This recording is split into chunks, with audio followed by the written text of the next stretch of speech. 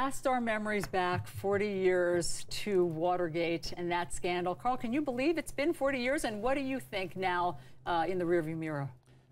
Yes, I believe it's been 40 years.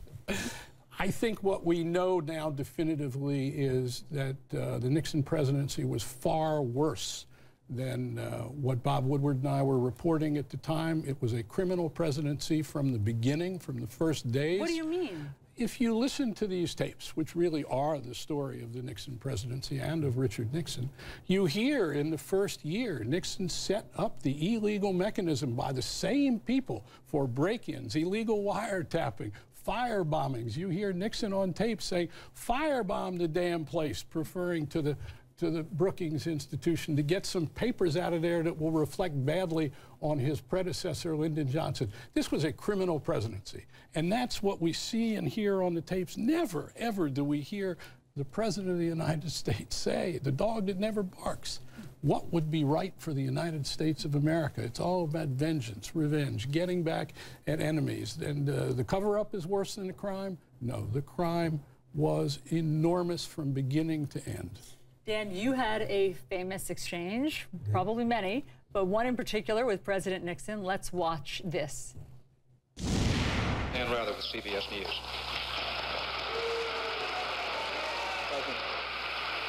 President, are you running for something?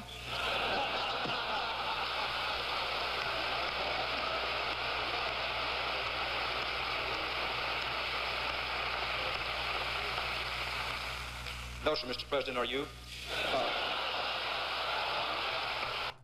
Can I ask Dan a question? Please. How did you come up with that? Do you have any idea what clicked in your mind? I didn't have it in my mind. It was so brilliant, such a great moment. Well, you're kind to say that, but I simply want to get on with the question. Yeah. And I have plenty of regrets, but not about that. But one slight thing I have in my head is nobody remembers the question. The question was, Mr. President, how do you reconcile the facts as being turned up by the special prosecutor by what you've been telling the American people, which I thought was an appropriate question, but nobody remembers the question. They only remember the question. But it was just, you know, he had tried before. This was a technique, President Nixon. If he thought you were going to ask a tough question, he tried to throw you a little off balance by saying something. He did. But I do, you know, while it's very kind of you to remember that, I want to underscore, italicize what Carl said before. So many people, when they hear Watergate as a word, Watergate is shorthand for a widespread criminal conspiracy led by the President of the United States himself from the Oval Office. More than at least 43 members of his administration were indicted, faced trial, and/or served hard time. So, and this is not an opinion. Just go to the tapes. It's all on the tapes. And there have been so many scandals since then. There's even been impeachment since then. But the fact that President Nixon resigned, is that the biggest surprise?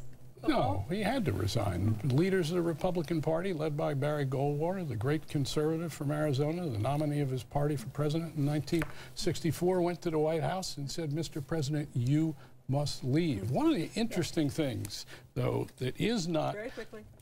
Is the state of press relations at the White House, and each successive presidency has been worse than the Nixon presidency in transparency. That's another segment, and we'll have you all back to talk about that, because we could talk all night about it. Dan Rather, Carl Bernstein, what a pleasure to meet you both and to talk about all of this. Thanks for being here. Thank you. It's our pleasure to be here. Thank you.